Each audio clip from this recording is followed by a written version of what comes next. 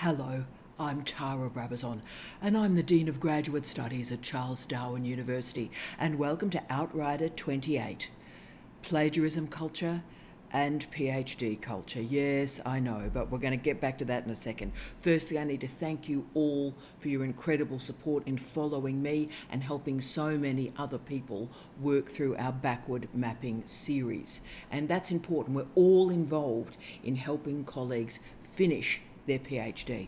But it is very clear as we were moving through the backward mapping series that there was sort of this folk devil that exists in and around the backward mapping project. And of course, that is plagiarism. Now, I know the word plagiarism assembles groans from people. Hear plagiarism, just not interested at all. And I understand why that is, because in undergraduate education in our university sector, plagiarism is a folk devil. It is used to hit inexperienced students over the head, frighten students. But what about plagiarism and a PhD program? We've heard about all the very famous vice-chancellors that lose their job and lose their reputation through a plagiarism case that emerges 10, 20, 30 years later. We've heard all of those. But what about the PhD student and plagiarism?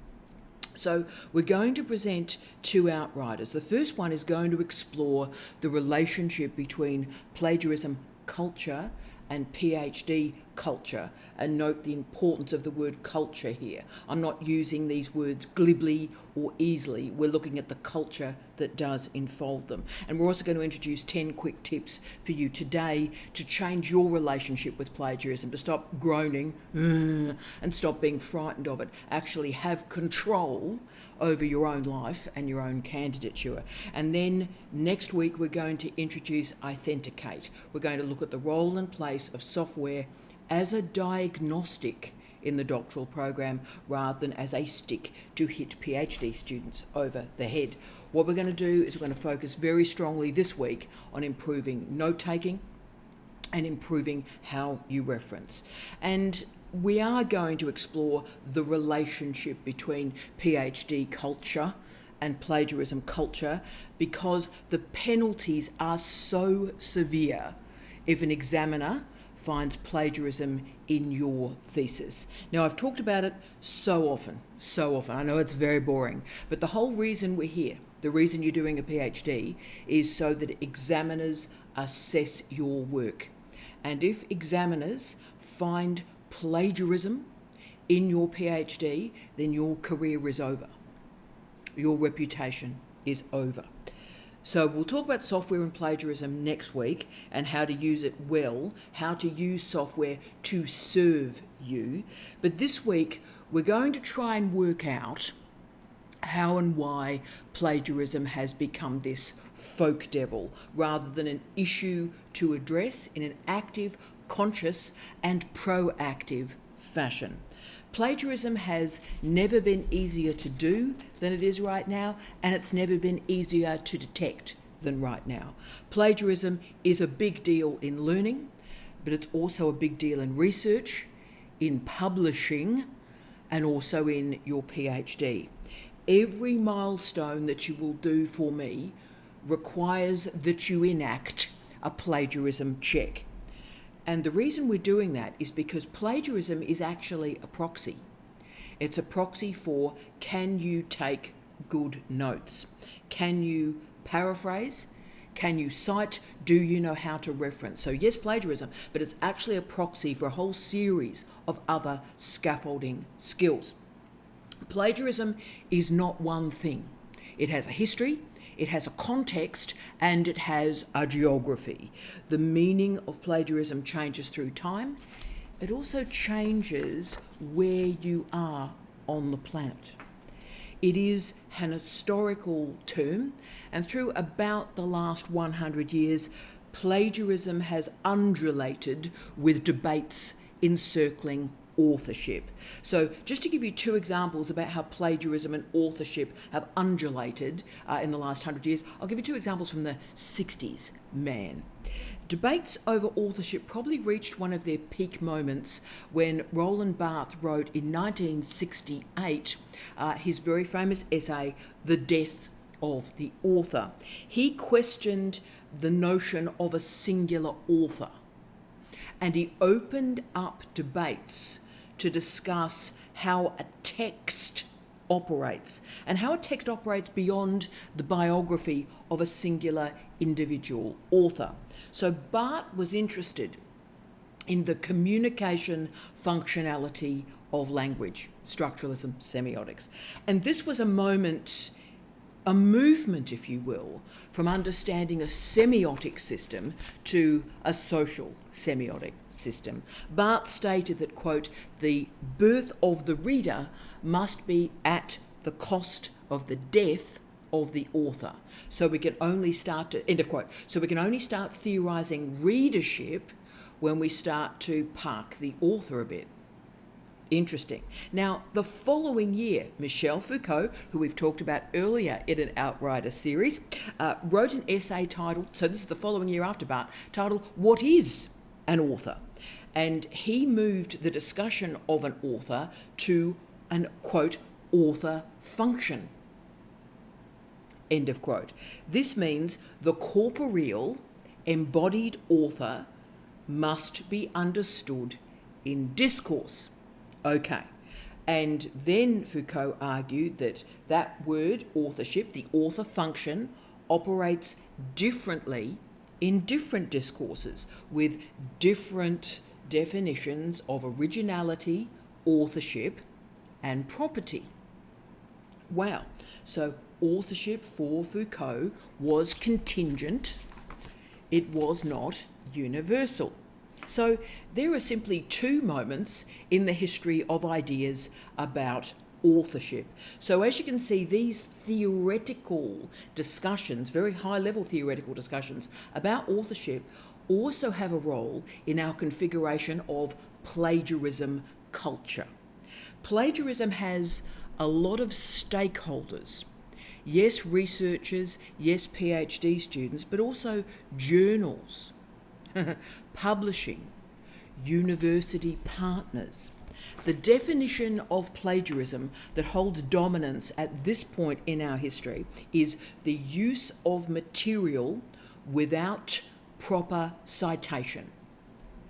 That's our consensual definition. Most frequently, that material refers to written material, but images, artwork, tables, figures, for example, can all be used without citation, and therefore that is also a mode of plagiarism. Now, plagiarism can emerge in published or unpublished sources. The material status, so whether or not something is published, is actually irrelevant to the discussion of plagiarism. It's relevant to copyright, which we'll talk about in a second, but it's irrelevant to plagiarism. So where the definition really kicks in and things get really messy is at what point does plagiarism emerge? How many words, so many students ask me this, by the way, how many words constitutes plagiarism? And that, even though I groan whenever students ask me that, it is actually a very interesting question. So let's use an example of 4 words. 15 minutes of fame. 4 words. Now, of course, those 4 words come from Andy Warhol. But how often do we hear 15 minutes of fame, 15 minutes of fame, without any citation or mention of Warhol at all? Now, that's plagiarism, but is it? Because now that statement has reached the level of cliche. Interesting. So the challenge for PhD students, and all of us as researchers, to be frank, is how we manage the dance around the original text.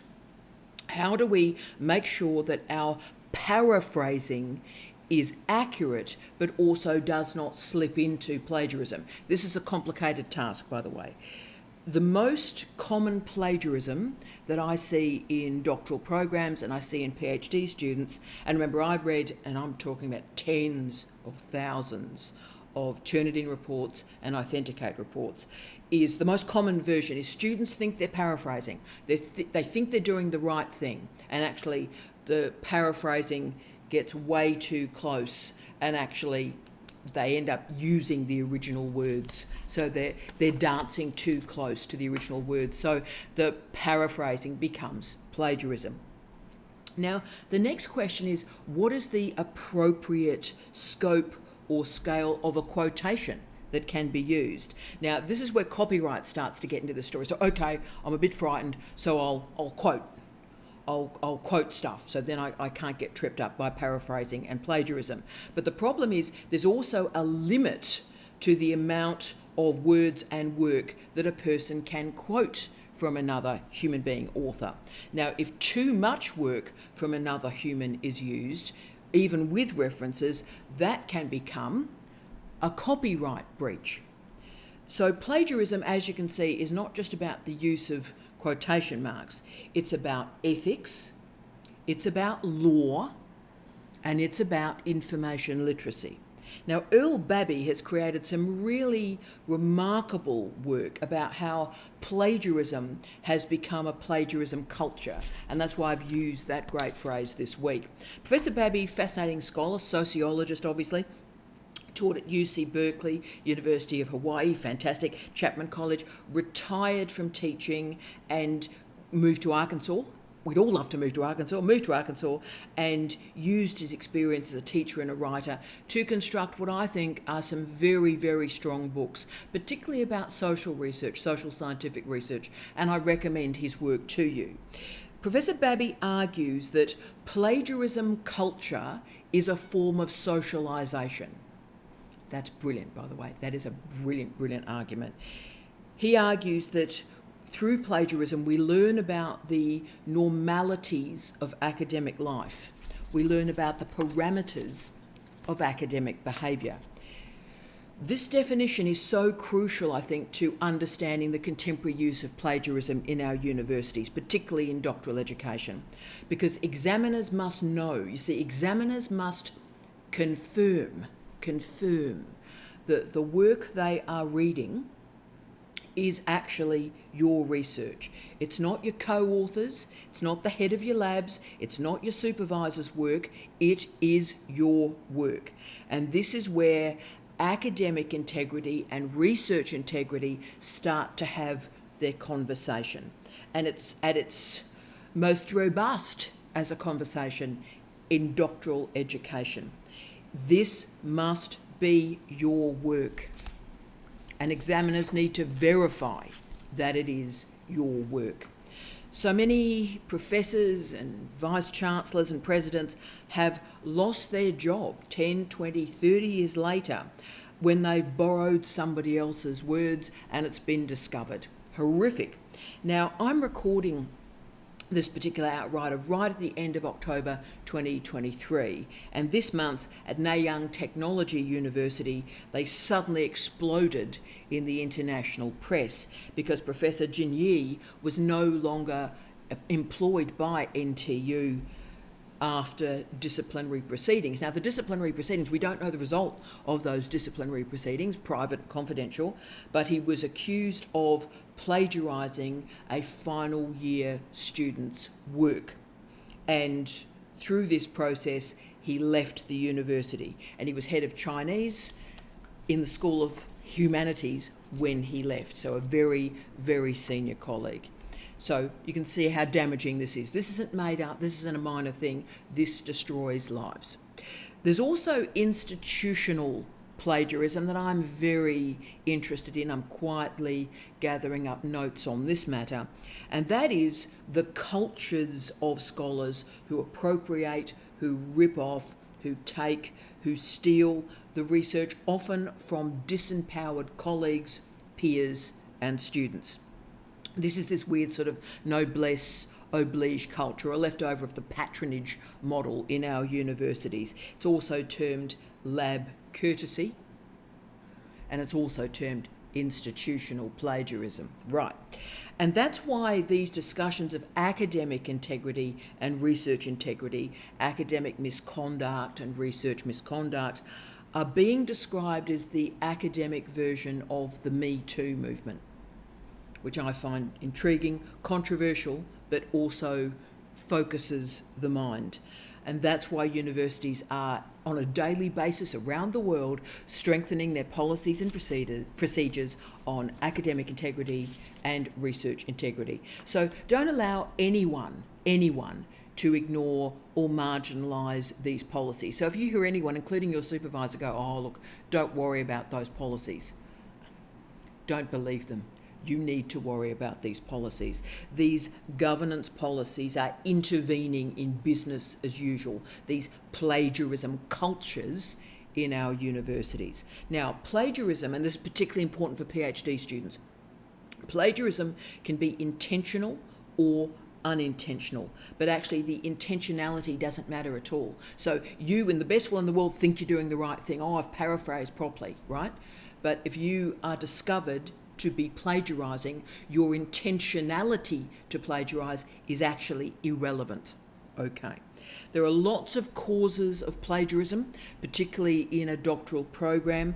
Poor note-taking, I think, is the number one draft pick here, but also being unable to paraphrase accurately, perhaps through a limited vocabulary.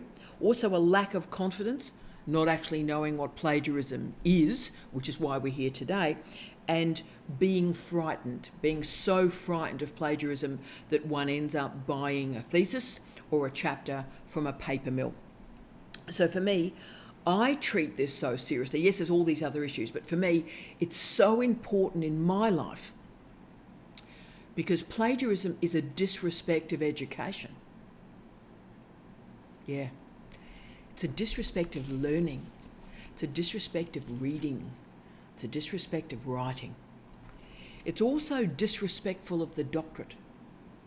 There have been millions of remarkable people on this planet that have really suffered. Their families have suffered, their friends have suffered, so that they could write 100,000 words of their own argument, their own words correctly referenced. Remarkable people. And so every time a PhD student falls below that standard, you disrespect those millions of scholars that have sacrificed so much of their lives to do proper work. That's what gets me going. And this is why citations and references matter so much. Remember that the point of research, what we're doing here, is to ensure transparency, but also repeatability, so that examiners and readers can check your work, can move down your footnotes and your references and see if your interpretation is accurate, see if you have scaffolded that argument with precision. Therefore, note-taking matters. Correctly formatted citations matter. But law also matters, and copyright configures particular justifications and definitions of what is, quote unquote, fair use, because knowledge and writing more generally is an economic asset. And yes, there are the questions of technology that we're going to talk about a lot in the next Outrider, but you need to remember that the internet, social media, artificial intelligence, none of this stuff actually invented plagiarism. That's a reified argument. Because of the internet, blah, blah, blah. That's wrong, by the way. It's a reified argument. But what digitisation has done is it's altered how we think about plagiarism, how it's done, how it's disseminated, and how it is discovered. Now, the languages of plagiarism expand and undulate with other cultures. So copyright, piracy, bricolage, pastiche. Therefore, plagiarism is not one thing. It has a history, it has stakeholders, often economic stakeholders, and it is a culture. So to finish off our work this week, I just want to offer 10 very, very quick strategies for you to ponder in your daily practice, to think about you, to think about plagiarism and your behaviours and your scaffolding to knowledge. Okay, let's do this. Here are Tara's 10 tips to avoid plagiarism. 1, take notes. Take notes. Do not cut and paste. Here we go. Plagiarism is so big and complex and frightening, but it's so easy to solve. And it's solved through great note-taking. Note-taking is the very foundation of research. But at its most basic, it involves the organisation of your notes so that you can access them with ease. So, for example, I'm impossibly old and close to death, and I have well over 1,200 separate files of notes organised by content, whether it's city imaging or creative industry or zombies, obviously, and plagiarism. So about 1,200 different topics all have notes under them, and I started taking notes, digital notes like this, in my master's degree in 1992, before many of you were born, young Skywalker. So what happens now, as an old human, is I pick a topic, or you pick a topic for me. Tara, can you write on this? And I go to my hard drive and I go to my notes, and there's something there already. So, for example, when it became clear from particular colleagues and friends in my office that I needed to talk about plagiarism overtly, I went, okay, let's do an Outrider on plagiarism. So I went to the notes bit of my hard drive, and of course there is a plagiarism note file. I already had 480 pages of notes on plagiarism that I've compiled through all these years, nearly 3 decades. Great, fantastic. And then I went, okay, well, let me read the 10 brand new areas to be exploring in this topic. So I read 10 books, and then I read 40 new articles published in the last 18 months, particularly post-COVID, to update those. I took good notes from those, added them to my plagiarism note collection, and therefore, as you can see, my entire career has these notes. It's a blessing. It is remarkable. I don't know why I was so clever in 1992 to decide to do this, but at 54, it's made a real difference to my life. But what happens is I never cut and paste. I never grab something from the internet and slam it into notes. I never do that. I have always separated the platform for reading from the platform of note-taking. So, either a book, a physical book, or a Kindle book, or photocopies, something that is alongside my computer, and then I take notes from that platform. So as you can see, I separate the platforms of reading and note-taking so that cutting and pasting is not actually possible. In real time, I make decisions about information, and I quote when I need to quote in my notes. But I also track my relationship with information. So, for example, in my notes, it was amazing to see this as I was reviewing this week, is I've gone, right, so I'm reading something, here is this person's stuff, here are quotations, and then I put a phrase, and I've done this for 30 years, this is my bit. This is my bit. And of course, then I offer my interpretation of the work that I'm reading. And I do that all the time. So this is theirs, paraphrase, quote, quote. This is my bit, and that's my interpretation. So my notes are very clear. Paraphrasing, my stuff. Boom. 2, speaking of paraphrasing, paraphrase with great care. I worry about paraphrasing a lot, particularly in PhD culture. It is an incredibly important but also incredibly difficult skill. But practice doing it improves your paraphrasing. There are also important scaffolding skills. You need to widen out your vocabulary. Start to be excited by language. Every day, learning a new word. That's brilliant. That's exciting. That's wonderful. But also understand the context of your discipline. The key with a good paraphrase is that you demonstrate the integrity of a particular researcher's ideas, paradigms, views. So this is, in integrity, their views. You then put, in your own words, but their argument, you then put in a reference. Boof, boof. And then you interpret their work on your own terms. So be very clear through your paragraphing what is some other human's remarkable work, reference it, and then your interpretation. 3, use the software that is available to you. Now, don't be frightened at all. I think there's all this fear culture. We've got to stop this. Don't be frightened by the software at all. Don't be frightened by Turnitin or Authenticate. Use it early, use it often to assess your drafts. Don't use it like a sledgehammer penalty at the end. What I'm asking that you do, what we all do, is we use this software as a diagnostic. See what your particular, you personally, your personal issues with note-taking and interpretation, what are the concerns you have to work on, gain advice about writing support, and information literacy from our great librarians, and start to work on your note-taking and your writing. Now, I'm going to be talking about Authenticate next week and how to use it particularly in your doctoral program as a diagnostic. 4. Beware the plagiarism of ideas. This is the most insidious form of plagiarism, and this is where we start to move into institutional plagiarism, if I'm dinkum with you. You see, it's most damaging to early career researchers in particular and PhD students. So what happens with the plagiarism of ideas is a human being delivers a seminar presentation or delivers a conference presentation, views a poster, and attends a seminar about a work in progress in particular. And then someone's in that audience and they go, "Ooh, that's very, very interesting." And then they quickly replicate that experiment or read those ideas and then work within that concept or that theory or that argument. And then they publish it, noting the quick turnaround on particular journals, particularly if you're paying for access. So this is the plagiarism of ideas, and it's almost impossible to prove. My solution, which I've done with my students, which I've done with my own career, and what I certainly did with the late great Steve Redhead's work in Theoretical Times, where Steve produced a book that's probably 20 years ahead of the humanities, probably 50 years ahead of the Australian humanities, if I'm frank.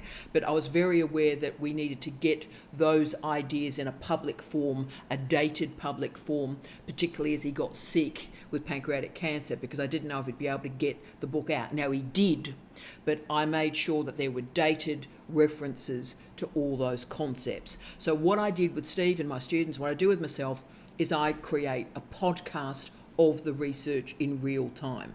It's public, it's open access, and it's dated. So these early ideas are available, public, and available to cite. And can I say those podcasts I did with Steve on Theoretical Times, the podcasts themselves have attracted citations, which I would argue is a good thing. So for my PhD students, what I always try to do is do a podcast early in their candidature. So the ideas are public, they're dated, and if people are going to use them, then they have to cite them. 5, be aware of patchwork plagiarism or mosaic plagiarism. I didn't even know this was a thing. I knew it was a thing, but I didn't know what it was called. Unbelievable. And this happened to me as a very young academic, so B-level academic, very early in my career. I once read an article where 1/4 of this article was my stuff. It's horrific, absolutely horrific. Now, there was a little sort of Harvard bracketed citation at the end of 4 pages of my stuff. So there's all my stuff for 4 pages in this article, and then 1 bracketed reference at the end of it. Unbelievable. So the citation was there. The paraphrasing was pretty poor, to be frank, and it was my research, but there it was, and there was a reference. So what do? Now, this type of behaviour now has a name: patchwork plagiarism or mosaic plagiarism. So you're not taking your material from one source, but you're taking it from a few sources, and taking from multiple patches supposedly creates a new cloth. But no, what's happening is you're still lifting the work of other people, and the multiplicity of this situation doesn't make it any better. So this is patchwork plagiarism. Take good notes. Yes, paraphrase, but please develop your own interpretation and be really clear. That is some other human's work. Respect to them. This is my scaffolding from it. 6, check your references. Yes, I know. But one of the causes of plagiarism is, in fact, laziness. It's tough to write an article, it's tough to write a chapter, it's tough to write a PhD. It is exhausting. Absolutely it is. And the last thing you want to do at the sort of go, finished! The last thing you want to do is verify all your sources one more time. And you know what? Do it. Check your references, check your citations, and make sure that the original work of another human being is treated with decency and integrity and respect, and make sure, and referenced, and then make sure that your interpretation comes from it. Cool. 7, use quotation marks. Now, it's weird I have to say this, but in some disciplines at the moment, supervisors are not encouraging direct quotations. And I'll name the disciplines. Obviously, I'm married to a physicist, so I can name experimental physics and experimental chemistry in particular areas where supervisors tell their students, no, we don't quote. That's nonsense. That's nonsense. Some of the greatest physicists, some of the greatest chemists, Nobel Prize winning, have used quotations in their work. So don't invent a truth, right? Understand the etymology, understand the history of your disciplines, okay? And if you are worried about your paraphrasing of a particular thing, or indeed you have profound respect for the language deployed by that human being, so you're interested in the content, but the form, the way they express that content, then you know what? Please use a direct quotation. Information, knowledge transcends disciplines. Don't get locked into that gatekeeping, this is how physicists behave, this is how historians behave. Rubbish. We are all in the knowledge business. And if you want to quote, you quote. 8, use explanatory footnotes. I'm trying to bring explanatory footnotes back and I'm failing, but I'm going to bring them back. Now, I'm a big believer in the explanatory footnote. Now, those of you that go, what actually is an explanatory footnote, Tara? This is the big footnote, like the big footnote that occupies half a page. Oh, how I miss them. But what's the function of these big explanatory footnotes? And let me explain why they're so important in our plagiarism conversation. Let's use an example. Say you're making an argument and you're stating this is a consensual truth in this particular discipline. Well, people might doubt you. How have you decided that? Now, the way you verify or you prove a statement like when people go, most scholars agree. And of course, my comment is always, who are these people? Who are these most scholars? Right, so that's when the explanatory footnote is crucial. It states, here is the research, here is the trope, here is the idea we are discussing here. And here are the scholars that have now rendered the argument I'm making in the text relatively consensual. What I often do, by the way, also is, here are people who have configured this consensual definition. Can I also log these 5 people, these outriders, have clearly, disagreed with this paradigm. So I always make sure that, yes, this is consensus, but there are these people over here that disagree with the argument, right? So what we're doing here is we're demonstrating respect for other scholars, and we're not taking a shortcut. Most scholars think this. Most physicists think this. Rubbish. Do the hard work. Put in an explanatory footnote. Tell us who most of those scholars actually are. 9.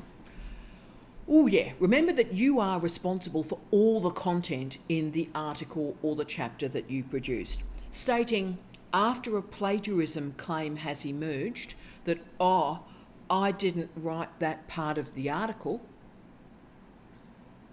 ain't going to wash. Because all authors sign off their responsibility for all of the content. So when I'm writing with other people, and remember, about 80% of my work I write on my own. But when I write with other people, it's a very intense relationship. I often only write with one other person, right? And it's a very tight dance that we enact in that writing process. I work, do my bit, they do their bit, bring it together, I give it a draft, I send it to them and say, right, you do your verification, your draft, your checking of all this information to make sure you're comfortable, and then return it to me. And return it to me, I then check every reference, every interpretation, put it through Authenticate, check what's going on. So, okay, I am now comfortable that this entire piece of work is solid and I'm responsible for all of the content. Right, so remember that co-authorship is not a pass. It's not a pass. You can't at the end go, oh, look, I didn't write section 3. Sorry about that. No. Authorship is about responsibility. And 10, use this plagiarism conversation to think about the nature of authorship. This is your homework for this week. Plagiarism is important for many reasons. But most importantly, it asks all of us as scholars to think about ourselves as authors. Who are we? What do we stand for? what are we responsible for?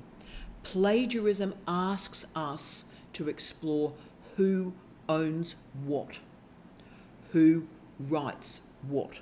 And if we include people as authors in our articles and they have no idea what's going on, wow, this makes me furious. So the courtesy author, just adding names, right? So I'm getting upset now. That is a disrespect of the very nature of academic authorship. You wouldn't know what's been plagiarised because you haven't even accepted the responsibilities required to be an author. Authorship is about responsibility. It's about responsibility for content. It's about responsibility for form. So if you don't know what other people have done in this article, then you have a very, very good chance to be pinged for plagiarism. And if you put one of those articles as a chapter in your thesis and you haven't checked that work, then an examiner may ping you for plagiarism. Don't think it hasn't happened, because oh yes, it has. You need to check, you need to verify, you need to confirm. You need to make sure that your rights of authorship are also responsibilities of authorship. Remember that authorship is about an acknowledgement. Authorship is a disclosure, confirming these are the ideas that you have developed. And these cited things are the ideas you have deployed from other colleagues with respect. So be clear about this differentiation, and referencing confirms this difference. So, as you can see, plagiarism, and particularly plagiarism culture, is a warning to us. It is a warning that we need to reflect on the truths and the normalities that we've taken for granted. Plagiarism, I've often described as the lighthouse of academic life. We can see the warning, and we can make meaningful decisions to take a strong, proactive, and ethical path. I wish you love, light, and peace. Tea out.